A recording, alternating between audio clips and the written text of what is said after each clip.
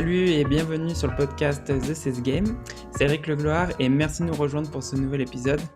Aujourd'hui, j'ai le plaisir de recevoir Uri Diallo, fondateur de ODK Consulting. Donc Uri, bienvenue et merci d'être avec nous. Ça va? Merci beaucoup. Ouais, ça va très bien et toi? Ça va, merci. Donc aujourd'hui avec Uri, on va parler de comment personnaliser ton message sur les réseaux sociaux. Mais avant ça, est-ce que tu peux te présenter et nous raconter comment t'en es arrivé là? Écoute, alors moi je suis Uri Diallo, donc j'ai créé ODK Consulting. ODK Consulting, c'est un organisme de formation et un cabinet de conseil qui permet de développer les activités en permettant la montée en compétences à la fois des équipes de sales, mais aussi des entrepreneurs en général. Donc en fait, moi j'ai de l'expérience dans la vente, j'ai été commercial, le fameux commercial porte-à-porte avec sa petite mallette qui allait rencontrer les personnes pour vendre des choses. J'ai été responsable commercial par la suite, j'ai géré une agence où j'avais une cinquantaine de personnes à gérer au quotidien. Et après, j'ai voulu créer mon activité parce qu'en fait, j'ai toujours voulu transmettre.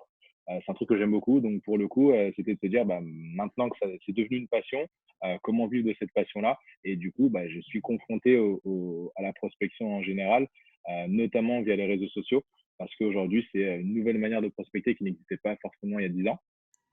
Et il y a des règles. Il y a des règles.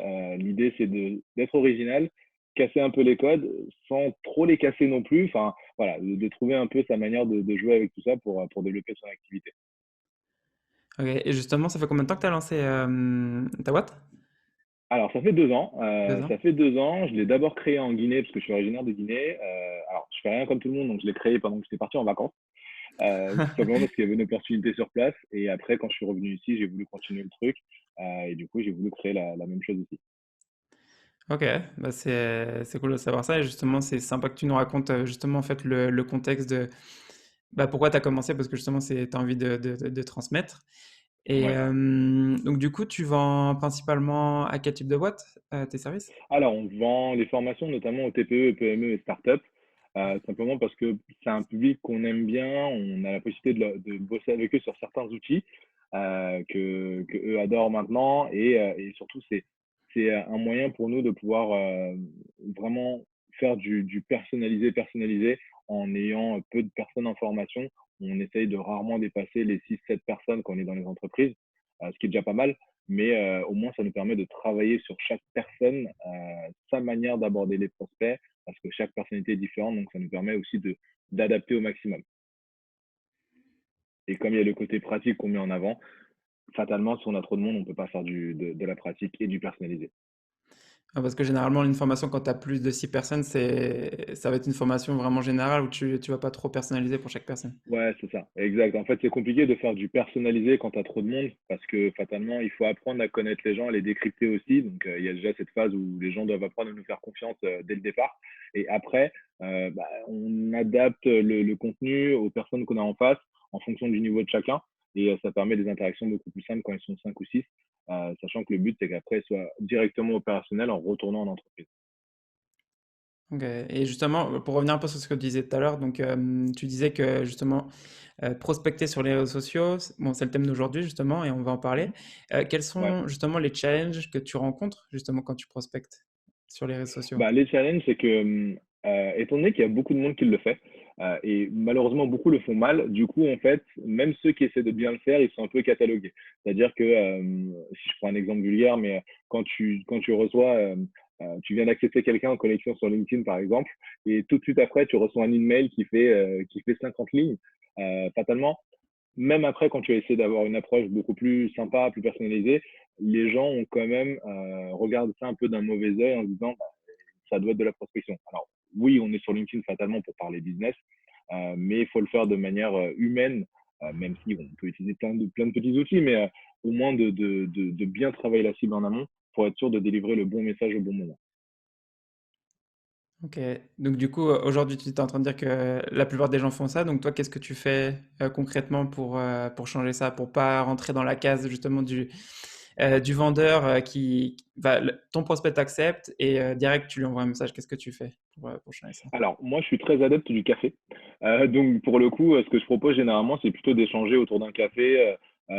sur les enjeux de son poste. Pas forcément pour lui vendre quelque chose, mais vraiment d'une part pour comprendre un petit peu quels sont leurs enjeux et leurs problématiques. Et peut-être que cette personne-là ne sera pas intéressée, mais quelqu'un d'autre qui a un peu le même profil, ça me donnera des billes en plus pour pouvoir leur vendre.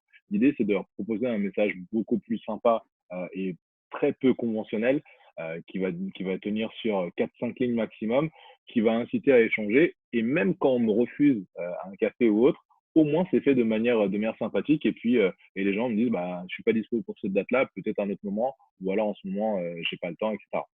Mais l'idée, c'est vraiment de plutôt aller dans l'échange. Et ensuite, on pourra parler business vraiment et proposer des offres, mais pas dès le départ. Parce que sinon, ça nous grille les cartes. Et pour moi, en tout cas, je trouve ça extrêmement maladroit. Ouais, je te rejoins sur ce côté-là parce que justement, enfin, moi je trouve que LinkedIn, justement, j'en ai parlé dans un autre épisode, dans le dernier ou l'avant-dernier, je me souviens plus exactement, mais on parlait de ça justement, de que LinkedIn, il y a beaucoup de gens qui le voient comme un autre canal de prospection en soi, alors que c'est Mhm. c'est un réseau social. Les gens vont dessus, c'est pas forcément pour recevoir des messages de Mhm. prospection. Donc, je pense que Bien sûr. l'approche que tu as, justement, d'arriver avec notre démarche, de justement essayer de comprendre les enjeux de la personne, les personnes elles vont être beaucoup plus réceptives à ton message. Et donc, je pense que tu as plus de réponses positives que si tu enverrais un message direct de prospection. Ouais, carrément. En fait, l'idée, aujourd'hui, il y a beaucoup de personnes, comme tu dis, qui utilisent LinkedIn comme étant un autre canal de prospection, mais comme s'ils allaient prospecter dans le dur. L'idée aujourd'hui, LinkedIn, et c'est aussi ce qu'on entend notamment quand on parle de social selling, c'est d'abord d'échanger, d'amener de la valeur, d'amener quelque chose, et ensuite de proposer, euh, s'il y a un enjeu et s'il y a vraiment un besoin, de proposer quelque chose d'adapté. Mais si on fait ça dès le départ, à mon avis, on nous grille les cartes, alors qu'on peut très bien échanger avec des personnes. Moi, j'ai échangé avec beaucoup de personnes à qui je n'ai pas vendu grand-chose, mais au final, eux m'ont recommandé à d'autres parce que du coup, la démarche était plutôt sincère et ça matchait avec les besoins d'autres personnes. Ok. Et justement, tu disais que le challenge principal, c'est qu'il y a beaucoup de personnes qui prospectent sur LinkedIn en envoyant des Mhm. messages dès le début. Tu vois d'autres challenges justement sur les réseaux sociaux? Je pense que alors, un des challenges principaux aussi, c'est le ciblage. En fait, si tu as un bon Ouais. ciblage, fatalement, tu vas avoir le bon message. C'est vraiment de travailler cette partie-là. C'est la partie qui prend le plus de temps, c'est la partie qu'on ne voit pas. C'est un peu le truc off. Mais pour le coup, à partir du moment où tu as bien fait un bon ciblage, là, tu peux avoir un message adapté et avoir un retour intéressant. Si on se dit on va faire un message type théorique qu'on va envoyer à 10 000 personnes, oui, si on envoie sur de la masse, fatalement, tu auras des réponses, mais est-ce que ces réponses-là seront adaptées? Je pense pas. Alors que si tu envoies un message vraiment targeté pour une typologie de personnes, tu auras beaucoup plus de chances d'avoir des retours et là, ça devient intéressant. Parce que les gens qui vont te répondre, ce sont des gens qui seront soit intéressés pour eux-mêmes, soit qui vont te recommander à d'autres. Et c'est là, en fait, où la clé se trouve, c'est de te dire, il faut vraiment bien travailler ce message-là, même si c'est pas très long, parce qu'au final, le problème, il est là. On a tendance à vouloir dire plein de choses, mais c'est pas forcément le but au départ. Je te rejoins sur ça. Justement, j'ai de te poser la question. Donc, tu dis que le ciblage, c'est le deuxième challenge.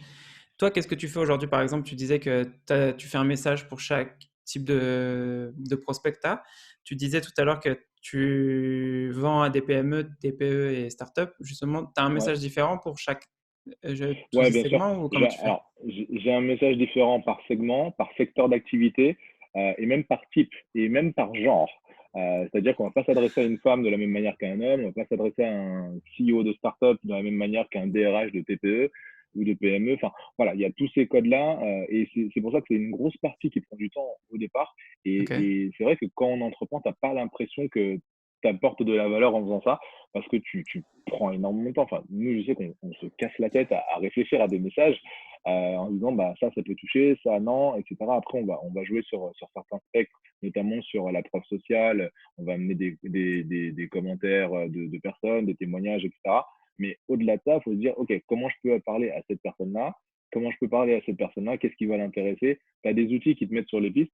Nous, on utilise beaucoup Crystal Nose, Ok. qui C'est est quoi? un outil en fait qui est un add-on de Gmail, une extension de Google Chrome en fait qui te permet à partir du profil LinkedIn de la personne d'avoir une sorte de profil type généré par de l'intelligence artificielle où ils vont me dire, bah, pour échanger avec cette personne-là, bah, il faut utiliser tel vocabulaire, tel mot, etc.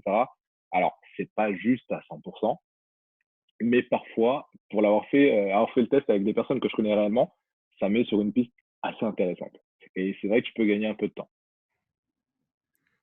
Ok. Et justement, pour revenir sur ce que tu disais juste avant de parler de de l'extension sur Gmail, tu peux nous donner, par exemple, un exemple concret d'un message que tu enverrais justement à une fondatrice d'une startup? Ouais, Euh, bah, en fait, là, récemment, ce que j'ai fait, j'étais intervenu au réseau non, 1, 2, 3, au réseau Entreprendre de l'Oise, où j'avais, du coup, échangé avec, des dirigeants d'entreprise sur la prospection commerciale sur LinkedIn et pour le coup, j'ai envoyé un message à des responsables commerciaux qui se situent dans la même région en disant: «Voilà, bonjour, je suis intervenu récemment, auprès du réseau Entreprendre de l'Oise sur telle problématique, sur la prospection commerciale. Je souhaite échanger avec vous, parce que je passe souvent là-bas, échanger avec vous autour d'un café, telle date par exemple, qu'est-ce que vous en pensez? Et pour le coup, comme c'est super targeté, en plus de ça, j'avais mis le nom de la personne, bah, je ne vais pas le citer là, mais le nom de la personne que j'avais effectivement rencontrée, bah, les gens tout de suite, ils se disent, bah, c'est pertinent, c'est intéressant. C'est pas vraiment de la prospection, parce que je leur propose juste de prendre un café, ouais. mais j'ai eu un taux de réponse qui était super intéressant. Ok. Ouais, bah Là, pour le coup, c'est. ouais. Et là, c'est du targeté, targeté. C'est OK, je vise des responsables commerciaux, mais je vise une certaine région parce que je sais qu'ils peuvent avoir cette problématique-là. Et le fait d'avoir déjà travaillé avec d'autres sur ce type de problématique, bah, ça leur donne aussi un gage de sécurité en se disant, bah, c'est un café, ça les engage à rien. Et derrière, je ne suis même pas sûr que je vais travailler avec eux. Mais au final, ça m'intéresse de savoir quels sont leurs enjeux dans cette région-là, que je connais un petit peu, mais pas encore énormément. Et peut-être que eux n'auront pas cette problématique-là, mais d'autres l'auront. Ouais, c'est vrai qu'en plus, quand tu prospectes, je pense, des régions différentes, c'est pas parce que tu n'es pas forcément à Paris ou dans un autre département, par exemple, que les équipes commerciales vont avoir les mêmes problématiques. Et donc, je pense Carrément. que c'est un bon moyen, en fait, d'en discuter autour d'un café, justement, comme dans ta démarche, justement, pour essayer de comprendre quelles sont les problématiques d'un responsable commercial dans l'Oise et Ouais, carrément. dans ta ville. Carrément. En fait, les enjeux sont. On a tous envie de développer le chiffre d'affaires, mais après, Ouais. fatalement, quand tu es sur Paris, tu as beaucoup plus de prospects parce que c'est Paris. Si tu travailles en B2B sur Paris, ouais, tu as pléthore de prospects. Et après, il y a pléthore de concurrence aussi. Mais dans l'Oise, par exemple, il n'y a pas autant d'entreprises et ils ont peut-être d'autres problématiques. Tous les outils qu'on peut utiliser ici sont peut-être pas adaptables là-bas parce qu'ils n'ont pas forcément besoin d'utiliser du mailing, mais ils peuvent tout de suite aller toquer à la porte de la personne ou aller rencontrer le dirigeant plus facilement. L'idée, c'est de comprendre leurs enjeux à chacun et de leur proposer peut-être notre point de vue à nous, mais sans vraiment se dire on est dans une démarche business. On est plutôt dans une démarche où on essaie de comprendre les enjeux des uns et des autres. Si vraiment il y a un point sur lequel on peut les aider, c'est de détecter ce besoin-là et d'y apporter une réponse. Si ce n'est pas le cas, ben on aura pris un bon café. Ça me va aussi. Et justement, j'avais une autre question sur une personne justement qui te répond pas. Est-ce que tu as un système de suivi justement des personnes qui te répondent pas sur LinkedIn ou comment tu Ouais, les ouais, ouais, relances? je leur envoie un petit ouais, bien sûr, je leur envoie un petit message, mais toujours avec le même ton. Ça veut dire, voilà, ils sont peut-être pas dispo sur cette date-là, ils ont peut-être pas vu le message. Après, on a moyen de voir s'ils les ont vus, mais on peut leur envoyer un petit message en disant: «Bah, voilà, je vous ai envoyé un petit message, pour vous proposer un café». Après, j'utilise toujours le même ton de l'humour en disant: «Bah, si le café vous convient pas, ça peut être un thé ou un chocolat». Je m'adapte aux saisons. Enfin, après, l'idée, c'est de trouver un moyen de toujours rester friendly sans être pushy, sans pousser les personnes à se dire oui, il y a de la prospection, c'est de se dire bah, moi je vais vous rencontrer, ça serait sympa qu'on puisse échanger autour d'un café ou d'une autre boisson chaude si le café ne vous va pas. Après, tout le monde n'est pas obligé de me répondre oui, on veut prendre à tout prix un café. J'adorerais, ça ferait beaucoup trop de café, mais faut accepter les règles du jeu aussi. Ouais, bah ça fait partie de ça la prospection justement. C'est de... Mm. Ok, justement, j'allais revenir. Du coup, premier challenge, c'est qu'il y a beaucoup de vendeurs qui sont sur LinkedIn qui Ouais. cherchent à prospecter tout le monde. Le deuxième, c'est le ciblage. Et tu as un autre challenge que tu vois sur la prospection sur les réseaux sociaux? Après, c'est comment faire le suivi. Tu en parlais tout à l'heure. Ok. En fonction du nombre de personnes que tu prospectes, fatalement, tu as plus ou moins de suivi à faire. Après, c'est vraiment de s'organiser, d'avoir une bonne organisation pour pouvoir avoir une prospection efficace. Si tu envoies un message et que tu donnes pas de réponse sous 2 3 semaines, ça sert à rien. Enfin, tout ce que tu as fait au départ, ça ne sert à rien. Donc, Ok. c'est aussi de se mettre une sorte de routine, une organisation en place pour être sûr que tu puisses faire un bon suivi. C'est très difficile, notamment quand on est tout seul, parce que quand t'as pas d'équipe, l'idée c'est de se dire, plutôt choisir un nombre cohérent, de se dire, bah, voilà, par semaine, je peux pas suivre 100 personnes. Par contre, je peux en suivre 10. Et ben, ces 10-là, je les suis vraiment. Ça va me prendre peut-être 1 heure par jour, mais au moins, je m'assure que ces 10-là, je le fais bien. Plutôt que de se dire, on va taper dans la masse, je vais taper DRH en Ile-de-France, je vais en avoir 272 000 et je vais envoyer un message à tout le monde. Mais plutôt, voilà, se dire, en fonction de la taille de sa structure, qu'on peut suivre tel ou tel nombre de personnes pour être sûr de bien faire le job et du coup maximiser ses retours. Ok. Alors, juste j'ai une question sur ça. Quand tu dis Ouais. suivi, tu te réfères à les suivre, comment dire, sur LinkedIn et à essayer de les contacter? Qu'est-ce que tu entends par là? En fait, ça va être d'une part en fonction de si tu leur as envoyé un message, si tu as fait une Ouais. demande de connexion, c'est de les relancer, regarder également leur actualité, leur activité et de leur proposer quelque chose de toujours personnalisé. Par exemple, quand tu as une dizaine de personnes que tu vas contacter par semaine, c'est bien de regarder leur activité, voir ce qu'ils font, voir ce qu'ils ont liké. Et ça donne d'autant plus de crédibilité quand tu les contactes et quand tu les prospectes, parce que pour le coup, bah, tu vas amener quelque chose d'encore plus personnalisé par rapport à quelqu'un qui va lui dire bonjour, je souhaite rentrer en contact avec vous parce que je fais ça. Ouais, ouais, ouais, ok, d'accord. Je vois ce que tu veux dire. Donc ouais, c'est vraiment combien de personnes en fait par semaine t'as dans ton ouais, dans ton pipeline en gros, c'est et que tu suis et que tu cherches à contacter. Nous, généralement, on va être entre 15 et 20.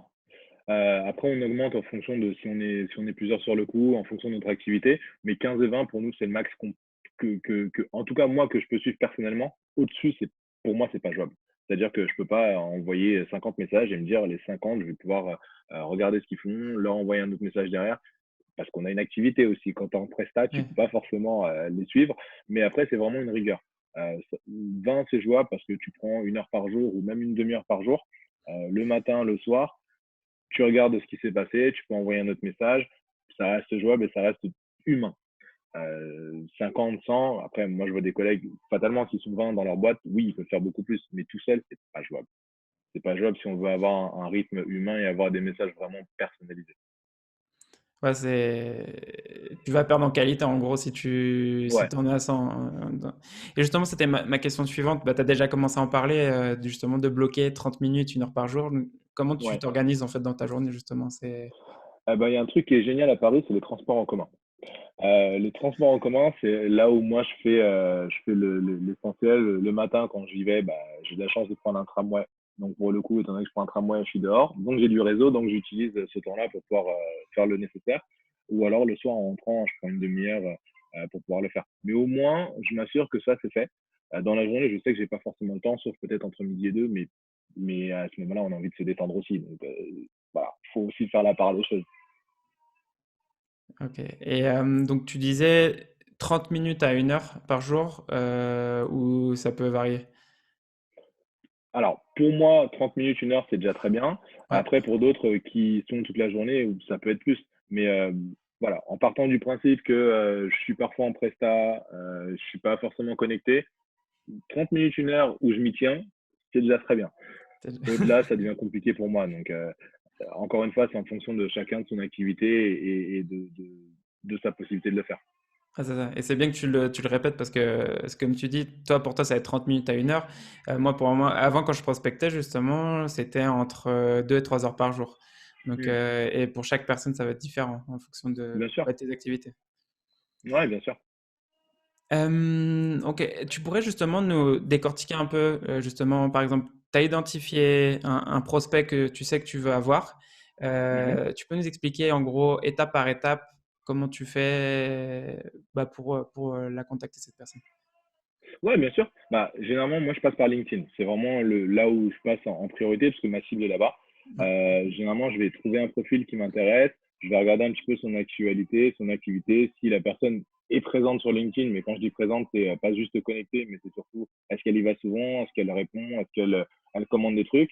À partir de là, bah, je vais prendre l'information, je vais regarder ce qu'elle a commenté, je vais essayer d'être dans son scope en likant, en commentant à peu près les mêmes choses, et ensuite lui envoyer un message, notamment si elle a balancé un article qui est intéressant. Admettons que la personne fasse un post sur, je sais pas moi, l'intelligence artificielle sur les réseaux, c'est un sujet qui me parle, et du coup, je peux rebondir là-dessus pour lui envoyer un message, me connecter avec elle et essayer d'échanger avec elle sur ces enjeux. Après, je regarde aussi au niveau de la région, mais au préalable, en fait, on identifie d'abord les personnes, les posts, en regardant un petit peu ce que les personnes font, et Mhm. ensuite, on identifie peut-être un enjeu qu'ils peuvent avoir en commun. Ça, c'est après tout le travail qu'on a fait avant sur le ciblage.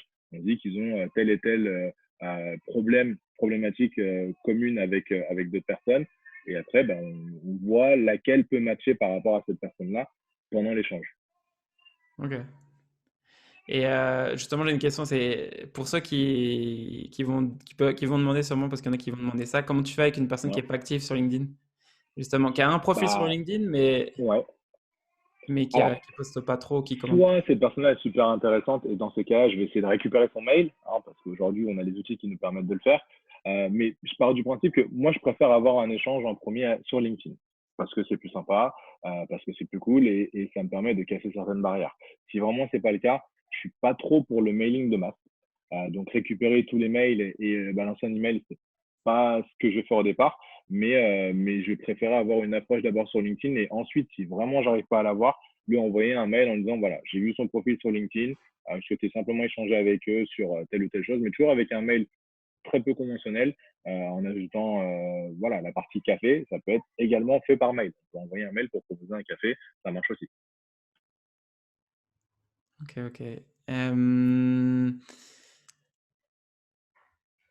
donc du coup, la question que j'allais te poser, justement, tu as déjà répondu. Donc, Ok. mais la suivante, c'est... Non, parce que c'était en gros, qu'est-ce que tu cherches sur le profil d'un prospect, mais tu l'as déjà raconté, justement, donc tu cherches toutes les activités, est-ce qu'il commente, enfin, est-ce qu'il partage et tout. Quel est l'investissement le plus intéressant que tu as fait, en fait, dans le social selling? L'investissement le plus intéressant que j'ai fait, on va dire dans bah, l'investissement dans les outils qui me permettent aujourd'hui de pouvoir bah, envoyer les messages de manière automatisée, mais surtout poster les éléments, notamment tout ce qui est bah, communication. Quand tu fais du social selling, il faut que tu crées du contenu. Une fois que tu as créé le contenu, il faut le poster à certaines heures. Aujourd'hui, tu as des outils qui permettent de le faire automatiquement et heureusement qu'ils existent parce que sinon, je pense qu'on ne dormirait jamais. Euh, mais pour le coup, ouais, C'est- c'est pour moi l'investissement, le premier investissement, ça a été ça, c'était de pouvoir utiliser ces outils pour programmer tous mes posts et apporter de la valeur véritablement à mes prospects, à ma cible, en amenant quelques éléments par-ci par-là. Alors ça demande un gros boulot en amont. C'est vraiment le boulot qu'on voit rarement, malheureusement, parce que c'est quand même un gros boulot de créer tout ce contenu-là. Après, pouvoir le poster, c'est la partie un peu plus sympa. Une fois que le contenu est créé, bon, choisir à quel moment le poster, c'est plus simple. Mais il y a ce gros travail de création de contenu et l'investissement dans un outil pour pouvoir programmer ces postes-là et aussi travailler avec des personnes qui sont capables de le faire. Parce qu'aujourd'hui, on ne peut pas tout faire tout seul. C'est une utopie, ça n'existe pas. Mais par contre, se rapprocher des personnes qui sont capables de faire ce que nous, on n'est pas capable de faire, c'est un très, très bel investissement. Alors, j'ai deux questions sur ça. Donc, l'outil que tu es en train de mentionner, tu parles de quel outil que tu utilises Alors, pour... moi, j'utilise Hootsuite. Il y a Ok. Hootsuite et Buffer. Alors, les deux font la même chose. Après, c'est vraiment une question de design. Il y en a qui vont préférer Hootsuite, il y en a qui vont préférer Buffer. Moi, perso, j'utilise Hootsuite depuis très très longtemps, donc je suis resté avec cet outil-là. Et ça me Uhum. permet de pouvoir gérer la plupart des interactions via les réseaux sociaux, de programmer mes posts assez facilement sur un mois, 2 mois, un an, enfin au moins c'est fait et j'y pense plus. Au moins, ça me fait cette case-là de libérer pour pouvoir répondre aux personnes. Si je vais sur LinkedIn, bah là, ce sera vraiment que pour répondre aux personnes et pas vraiment pour poster, poster, poster. Et tu disais la deuxième... Tu disais aussi que tu t'es personne... donc, du coup, tu es une personne dans ton équipe qui t'aide à créer du Ouais, contenu ou exact. à quelle part... Qu'est-ce qu'ils font? Ouais, en fait, à la base, enfin, c'est ma chargée de com. En fait, en gros, c'est de se dire, on va définir une ligne éditoriale ensemble. Ok. On va réfléchir ensemble à tout ce qu'on veut poster. On va créer tout le contenu et après, elle va créer tout ce qui est visuel. Elle va utiliser les réseaux pour pouvoir poster tout ça et surtout faire faire des analyses, voir un petit peu ce qui a marché, ce qui n'a pas marché. Comme ça, on réadapte la stratégie. Mais si je me dis que je devais faire ça, en plus de donner cours, en plus de prospecter, en plus de faire l'administratif, qui est très très bien en France, j'aurais absolument pas le temps. J'aurais absolument pas le temps. Donc, ouais, typiquement, c'est ce genre de choses qu'il faut réussir à mettre en place pour pouvoir faire là où on apporte enfin, pour pouvoir faire les choses sur lesquelles on apporte le plus de valeur. Ouais. Et c'est pas forcément l'administratif, c'est pas forcément le post sur les réseaux sociaux. Enfin voilà, se Exact. débarrasser des choses sur lesquelles on n'a pas de valeur à apporter et trouver le moyen de faire autre chose. Et justement, j'avais une question sur ce que tu disais. Donc, tu crées du contenu. Quel type de contenu tu crées? Là, alors cette année, on est beaucoup plus sur de la vidéo. On va créer un podcast également dans très très peu de temps. Ça va être des livres blancs, des visuels où on va apporter des éléments par rapport à la formation en général, des petites vidéos explicatives de certaines choses. Voilà, on n'est pas trop dans l'explication de ce que nous on fait, bizarrement, mais plutôt dans le fait d'amener des éléments qui vont interroger les gens, qui vont les choquer parfois, mais en tout cas qui vont leur apporter de la valeur. C'est vraiment là, sur ça, qu'on essaie de tabler à chaque fois. C'est pas évident, parce qu'il faut vraiment sortir du spectre où on essaie de parler de sa boîte. Ok. Et quand on entreprend, on aime bien parler de sa boîte, mais parfois, enfin voilà, il faut réussir à faire la part des choses et amener vraiment autre chose. En plus, j'allais te dire, c'est super contre-intuitif, mais généralement, quand tu fais du contenu pour parler de ta boîte, ça marche moyen. Et en fait, quand tu commences à créer du contenu vraiment pour promouvoir, enfin pour créer de la valeur pour les gens qui vont qui vont regarder ou lire ton contenu, et ben en fait, tu as beaucoup plus de retours, tu as beaucoup plus de gens qui vont te contacter parce que tu le fais vraiment pas pour choper du mail ou quoi. C'était vraiment là pour aider tes prospects et au final, bah, tu as plus de gens qui te contactent.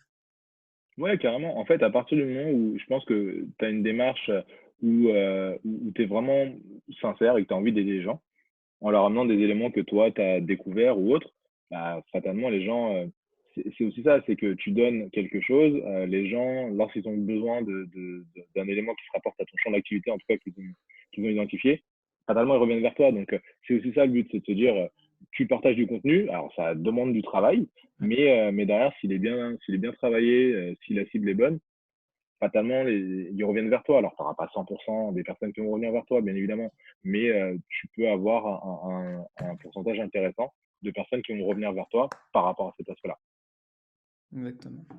Après, j'avais une autre question. Donc, c'est comment tu enseignerais la prospection justement sur les réseaux sociaux à une personne qui n'y connaît rien? Alors, dans un premier temps, en fonction de son niveau sur les réseaux sociaux, il faut déjà lui expliquer à quoi ça sert, comment on doit le faire et pourquoi les réseaux sociaux, c'est différent d'un mail. Parce qu'aujourd'hui, on a, comme je te disais tout à l'heure au début, tu as encore beaucoup de personnes qui se trompent en pensant que LinkedIn, ils peuvent envoyer des emails de 50 lignes, pensant que ça va marcher. Et parfois, en plus, c'est absolument pas adapté. Je prends un exemple rapide, mais moi, je reçois encore des emails de recruteurs qui veulent me recruter pour des postes de commerciaux. Voilà, le ciblage n'est pas bon. Ils n'en ont pas lu. Est-ce que tu as regardé Voilà, le enfin, le profil ciblage n'est avant pas bon. d'envoyer le message? C'est ça. Alors que, en fait, je sais très bien que cette personne-là a chopé une liste. Elle s'est dit, bon, bah, il y a commercial quelque part dans son parcours. Je prends, j'envoie, on ne sait jamais. Alors qu'elle a dû perdre du temps pour rien. Et au final, en fait, c'est de se dire, expliquer en fait à quoi sert le réseau, soit que ce soit sur LinkedIn, sur Facebook, peu importe, là où se trouve la cible, travailler sur le ciblage d'abord, s'assurer de savoir où se trouvent ses prospects. À partir du moment où on a ça, savoir ce qui peut leur plaire en termes de contenu, en termes de type de message, qu'est-ce qu'on peut leur proposer comme call to action, enfin comment un bouton en fait, qu'est-ce qu'on veut provoquer Mhm. chez eux, et à partir de là de rédiger un message qui sera pas trop long, assez simple et bien aéré pour qu'on ait le maximum de taux d'ouverture. Quand c'est comme pour un mail, quand on t'envoie un objet qui est très intéressant, tu vas cliquer, mais si le mail fait 50 lignes, généralement tu vas le ranger dans la case après à lire ou spam. Alors que là, si tu envoies un message assez sympa, qui sort un peu de l'ordinaire et où tu vas amener de la valeur et une personnalité en fait au final, parce que quand tu prospectes, même quand tu achètes quelque chose, tu achètes entre guillemets la personne. Si tu t'entends bien avec la personne, tu as plus tendance à vouloir écouter ce qu'elle a à te dire plutôt que si elle t'envoie juste un message super froid, c'est pas fun. Donc c'est Exactement. vraiment d'adapter le message et après, bah, une fois qu'on a trouvé, on a le message, le bon canal, la bonne cible, bah, c'est de commencer, de se lancer. Tout le monde n'achètera pas, c'est normal, ça fait partie du jeu, mais au moins ça permet d'avoir les bonnes infos, peut-être d'avoir, ce que j'appelle moi les cartouches pour pouvoir, vendre à d'autres personnes, parce que parfois, bah, c'est un problème de timing, on peut pas vendre à tout le monde, sinon je ne serais pas là, tu ne serais pas là non plus je pense. Et du coup le job ne serait pas le même. Ouais, et après, il y en a plein. En fait, je pense qu'il faut, comme tu dis, il faut le rappeler, c'est que tous les prospects ne vont pas te répondre de façon positive et Mmh, tout le monde ne va pas t'acheter à ce moment, enfin, par exemple cette semaine, parce que pour des raisons de budget, enfin, pour plein de raisons différentes. Et en exact, fait, il faut être là au bon moment. Et ça, c'est un des éléments généralement dans la vente qu'il faut avoir. Donc, c'est le bon timing. ouais. Après, j'avais une question. Donc, c'est quel conseil, si tu as 3 conseils à donner sur le social selling, donc sur la vente sur les réseaux sociaux, quels seraient ces 3 conseils? Hem, Bien travailler la cible, s'assurer d'avoir la bonne cible, créer le contenu le plus pertinent par rapport à cette cible-là et ensuite de les contacter de manière complètement, non conventionnelle. OK, donc ça fait un. Par exemple, moi ouais. Ah bah, oh bah, moi j'en avais compté 3 mais Ah, tu en as combien de temps? Ah OK, ah bah, ah bah, voilà. Bah, le premier c'était la cible, bien avoir la bonne cible. Le deuxième de pouvoir, créer du contenu, du coup, pertinent et adapté par OK. rapport à cette cible-là, parce que c'est 2 gros slots et le troisième, une fois qu'on a le contenu, qu'on a la bonne cible, on envoie le bon message bien taillé, pour ces personnes-là. Et oui, du coup, oui, ça fait bien 3. C'était Ouais. non, non, parce que pour moi, c'était je sais pas pourquoi je les ai mis dans le même groupe les 3, donc je me suis dit: «Ah bah, ça fait un. OK. Donc voilà, donc bien travailler la cible, Ouais. heu, la création de contenu pour cette cible justement et le bon message pour cette cible. Donc ça, ce serait Ouais. les 3 Et conseils. après, c'est vraiment le bon message et vraiment de manière, très peu conventionnelle. Enfin, moi, je regarde par rapport à mes résultats à moi, aux messages que j'envoie. J'ai fait les tests sur les 2 en envoyant un message un petit peu plus, conventionnel et un message, complètement plus dans ma personnalité. Les gens me répondent quand j'envoie un message où, je vais leur dire: «Salut, j'aimerais bien échanger avec vous, autour d'un café sur telle ou telle chose». Parce qu'on a envie de boire du café, parce que on ne voit pas la vente et parce que je suis pas dans une démarche où je vends, tout de suite. C'est vraiment je Ouais. préfère échanger. Parfois, le café, ça passe pas, on me dit plutôt, bah, un appel de 10-15 minutes. Bah, 10-15 minutes, bon, généralement, ça dure un petit peu plus, mais au moins ça permet d'échanger et pourquoi pas, d'avoir quelqu'un avec qui on va travailler plus tard ou même si ça marche pas tout de suite, le jour où la personne a besoin de toi parce que tu as une démarche où tu es vraiment là pour échanger avec la personne, généralement, on revient vers toi parce que tu es plus sincère que d'autres. Alors oui, on est là pour faire du business, mais au final, on est aussi là pour, bah, c'est un réseau social, donc déjà, faut échanger avec les gens. On n'est pas Exact. là que pour vendre, on est là aussi pour échanger. Il y a des parcours qui sont intéressants. Il y a des personnes, enfin moi que j'ai prospecté qui au final, je me dis: «Mais, ils vont faire partie du podcast que je veux mettre en place parce qu'ils ont un parcours qui est inspirant, qui est sympa» et ouais, je leur vendrai rien, mais au final, c'est un contact super intéressant qui pourra peut-être m'ouvrir d'autres portes sur autre chose. Enfin voilà, c'est vraiment de partir en disant: «On ne peut pas que prospecter pour vendre, mais on développe un réseau, on échange avec des gens et après ça nous ouvrira fatalement d'autres portes». Et pour revenir à ce que tu disais sur les résultats, justement, tu disais que tu as comparé en faisant Mmh. des messages avec ta personnalité et des Ouais, messages sans ta personnalité. Du coup, c'est quoi les résultats? Tu avais chopé les plus de... résultats ouais, beaucoup plus avec, des messages, qui sont non conventionnels. Parce que, ma cible n'aime pas les messages conventionnels. Moi non plus, j'aime pas ça et ça se ressent très rapidement lorsque après j'enchaîne avec un message qui n'a rien à voir, qui n'est pas du tout conventionnel. Donc du coup, c'est de se dire: «Voilà, moi je sais que ma cible, elle préfère les messages qui sortent un petit peu de l'ordinaire, qui sont un peu fun, où je vais proposer des cafés plutôt qu'un rendez-vous de 15 minutes sur telle ou telle plateforme». Voilà, donc du coup, à partir de là, au niveau des résultats, on était, sur un taux d'ouverture sur les messages peu conventionnels, on était plutôt sur du 30-40 sur des prospects que je ne connaissais pas vraiment et sur des messages conventionnels, on était plutôt sur du 10 à peu près, Mhm. heu et un taux de réponse, à peu près de 5 donc pour moi, c'était bidon. Enfin, Ouais. si je voulais avoir l'information, au moins je sais que ça marche pas, et du coup, je garde ce qui marche. Bah, ouais, exactement. Et pour ceux qui écoutent, justement, l'idée, c'est comme là, en fait, ce que Uri vient d'expliquer. L'idée, c'est de aussi de tester en fait deux approches différentes ou un message différent pour justement voir ce qui fonctionne le mieux et après en fait tu te focuses sur le message qui te marche, enfin qui marche le mieux pour ta part. Après en fait j'avais une question pour terminer on va dire sur le thème d'aujourd'hui et après on va passer sur les questions en général sur la vente. Donc j'avais une question justement tu disais donc quand tu as le rendez-vous justement quand tu as le café avec la personne que tu as prospecté. Mhm. Quand tu vas le voir, en fait, justement, tu as déjà tes questions en tête ou comment tu prépares ce rendez-vous J'y avec vais la au personne? feeling. OK. Je me suis renseigné en fait sur l'activité de la personne, mais une fois que j'y vais, c'est vraiment j'apprends à découvrir la personne que j'ai en face de moi. Ça peut être, il va me parler de ses enjeux, il peut me parler, enfin, c'est vraiment un échange, comme quand tu prends un café avec quelqu'un. Tu es là, tu échanges, et après on va parler boulot, mais au départ, c'est vraiment d'apprendre à comprendre l'activité de l'autre, de la connaître et connaître également la personnalité que tu as en face de toi, en disant que peut-être que tu lui vendras quelque chose si elle a un problème auquel tu peux répondre. Si c'est pas le cas, peut-être que d'autres personnes, elle a un autre problème auquel quelqu'un d'autre de ton entourage peut répondre et pourquoi pas mettre en relation. Mais j'y vais pas en me disant, OK, alors je me renseigne, c'est pas un entretien de vente. Là, Ouais. je suis vraiment, je prends un café, j'échange avec la personne et ensuite, si vraiment il y a une opportunité, pourquoi pas. Mais si c'est pas le cas, c'est pas grave. Ouais, donc c'est vraiment dans Pas un l'idée, contact. ouais, c'est vraiment une conversation, donc il y a pas de préparation en amont, du coup. Ouais, je vais pas OK. avec un questionnaire bien ciblé où je vais être là en me disant alors, première question, quels sont vos enjeux? Non, c'est vraiment une conversation. OK. Quel est le livre qui a le plus influencé ta vie de commercial? La vie de commercial, je ne sais pas, mais la vie d'entreprise, la semaine de 4 heures. OK. Pourquoi? Dans ces jus, bah, en fait, la semaine de 4 heures, c'était bourré d'astuces qui peuvent paraître évidents au départ. Mais au final, quand tu les mets en place petit à petit, tu te dis, ouais, c'est dommage que j'ai pas fait ça avant.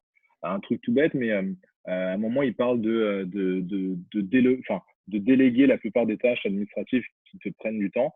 Depuis que moi, j'ai réussi à faire ça, enfin, j'ai plus ce stress administratif, c'est-à-dire que je transmets aux personnes qui, en plus, aiment faire ça, que je paye pour ça, mais ils adorent.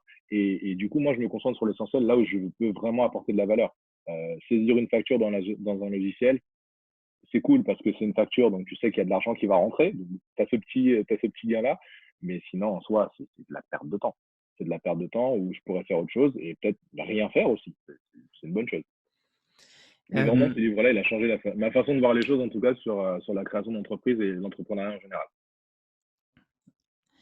je l'ai pas lu le livre encore, donc il faudra que je le lise Ah bah, je pour te le voir. recommande. Ouais. Je pense que ça va être sympa pour m'aider à m'organiser. Après, pour revenir un peu en fait sur les outils, tu as déjà commencé à mentionner ça tout à l'heure. Oui. Tu disais Hootsuite pour la publication et la programmation de tes posts. Quels sont les autres outils que tu utilises justement dans... J'utilise également Phantom Buster dans la partie pour récupérer les profils qui sont intéressants sur une recherche, notamment sur LinkedIn. Tu peux récupérer les profils qui t'intéressent en fonction de critères bien précis. Et ensuite, bah, tu vas les organiser. Tu peux leur envoyer un message et faire une connexion. Enfin, tu vas automatiser en fait une partie de ta prospection pour gagner du temps. Ok. Après, en fonction, si tu veux récupérer les mails, j'utilise aussi Drop Contact pour récupérer les emails pro des personnes. N'oublions pas la RGPD, bien sûr. Et après, bah, moi, je vais utiliser Lemlist aussi pour faire un séquençage de mails lorsque je n'aurais pas réussi à avoir les personnes sur LinkedIn.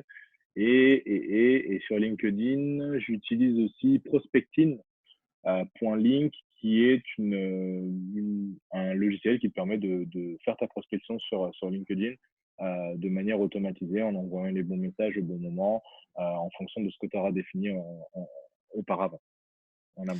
Ça, j'avais une question d'ailleurs sur Prospecting. Ouais. C'est des séquences que tu personnalises pour... Alors, attends, juste, voilà, vas-y. on va un petit peu mieux. La question c'était, pour prospecting justement, tu peux utiliser, c'est des séquences que tu fais par cible ou tu peux personnaliser vraiment pour chaque personne et tu programmes les séquences? Alors, tu peux personnaliser en fonction par exemple, ton fichier Excel de base, ton fichier de ta base de données. Si, par exemple, tu as rajouté une colonne où tu mets un élément précis sur chaque boîte, tu peux prospecter en intégrant cet élément précis sur Mhm. chaque boîte. Mais ça suppose qu'en amont, tu aies cherché effectivement, parce Exact. que ça va pas tomber du ciel, il faut que tu l'aies cherché effectivement pour avoir le bon élément et ensuite envoyer tes messages. Ok. Ça te permet Euh, surtout de gagner du temps. ouais, ce que je suis en train de voir. Non, mais c'est bien parce que justement, j'avais commencé à l'utiliser, mais justement, j'avais une question sur ça pour voir comment tu l'utilisais. Ouais. Bah, ils viennent de faire une mise à jour, je pense qu'elle va te plaire. Je t'en dis pas plus, je te laisse regarder, mais Ok, ils viennent de mettre une mise à jour, c'est pas mal. je vais regarder ça. Quel conseil donnerais-tu à une personne qui commence dans le monde de la vente?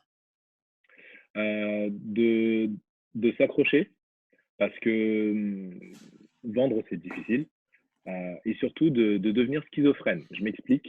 De pas prendre les choses à cœur, dans le sens où généralement on va te dire non, mais c'est pas à toi qu'on dit non en tant que personne, c'est à ton produit, ton service que tu proposes.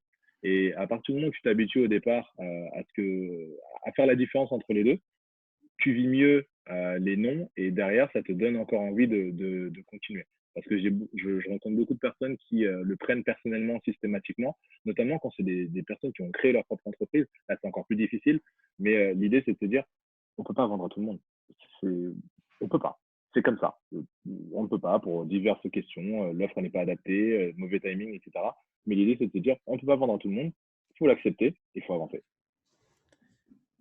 Et on arrive sur la dernière question justement de l'interview. Ouais. Donc c'est pour ceux qui écoutent et qui veulent s'améliorer, quel serait ton défi à mettre en place dès demain dans leur poste de commercial? Appeler un prospect et se faire balancer. Appeler un prospect, accepter un non et voir comment on réagit par la suite. Parce qu'à Voilà. partir du moment où tu as ton premier non, une fois que tu sais l'encaisser, le deuxième fait moins mal, le troisième on s'en fiche, et le quatrième on commence à rappeler la personne avec une voix différente, enfin on commence à jouer. L'idée c'est de se dire que la prospection c'est un jeu. C'est un jeu avec les cartes, il y a du timing, il y a le ciblage, il y a les outils, il y a tout ça. Il faut jouer avec tout ça. Et surtout, il faut vraiment essayer de s'éclater au maximum parce qu'au final, ça peut être fun. Tu échanges avec des personnes qui te disent non, j'ai pas besoin de ton produit ou service, mais c'est pas pour autant que ça peut pas devenir tes potes. Moi, j'ai plein de prospects qui sont devenus mes potes. Je leur ai rien vendu, mais au final, on s'entend super bien. C'est un jeu. Moi, je m'éclate. Je m'éclate à le faire. Parfois, c'est pas évident parce qu'on a vraiment envie de vendre, mais tu peux pas vendre à tout le monde. Et parfois, faut juste l'accepter. À partir du moment où tu l'as accepté, j'ai pris des cafés, j'ai pris plein de cafés avec des gens. Pas pour autant que c'est tous devenus mes clients, mais voilà, après, ça devient des contacts et on sait jamais. À un moment, ça peut peut-être se décanter, il peut peut-être t'emmener vers autre chose. Mais ouais, appeler, prospecter le premier client ou un client de demain, accepter le nom et voir comment ça fait. À partir du moment où ça passe, ça roule tout seul. Euh, c'est un très bon effet, je pense, parce que il y en a plein qui se prennent beaucoup la tête justement sur la prospection et qui le prennent, Mm, comme tu disais tout à l'heure, le nom, il va penser que c'est pour lui, alors que justement, comme tu dis, c'est plus soit pour la solution ou le produit que tu vends. mm, Et ouais, je pense que c'est un bon exercice pour ouais, aider à ceux qui nous écoutent, justement. ouais. Bah, du coup, Ori, merci beaucoup d'avoir accepté l'invitation et d'être passé sur le Merci à podcast toi. aujourd'hui. Avant qu'on s'en aille, est-ce que tu as quelque chose à rajouter? Bah écoute, merci beaucoup. C'était très sympa. Je sais que ce type de podcast va aider beaucoup de personnes. L'idée, c'est vraiment de se dire, la vente, ouais, c'est complexe, mais quelque part, si on y trouve du fun, ça devient tout de suite beaucoup plus marrant et on arrive au résultat. Il n'y a pas de, enfin, pour rebondir sur ce que tu disais récemment, mais parfois on se dit que c'est l'opportunité numéro une et que si celle-là, elle passe, il n'y en aura pas d'autres. C'est faux, il y en a toujours d'autres. Il y en a toujours d'autres, donc on se prend pas la tête, on prospecte, ça passe, tant mieux, ça passe pas, ça passera avec d'autres et après ça roule tout seul. Ok, bah super Uri, merci beaucoup et je te dis à bientôt. Merci à toi. Ciao. À bientôt. Ciao. Merci d'avoir écouté cet épisode de The Sales Game. Si t'aimes le podcast, abonne-toi, laisse un commentaire, une note, partage-le avec tes potes, fais-le écouter à ta mère. En gros, fais-en ce que tu veux. Et ça serait top aussi si tu pouvais m'aider à le partager. On se revoit dans le prochain épisode. Ciao!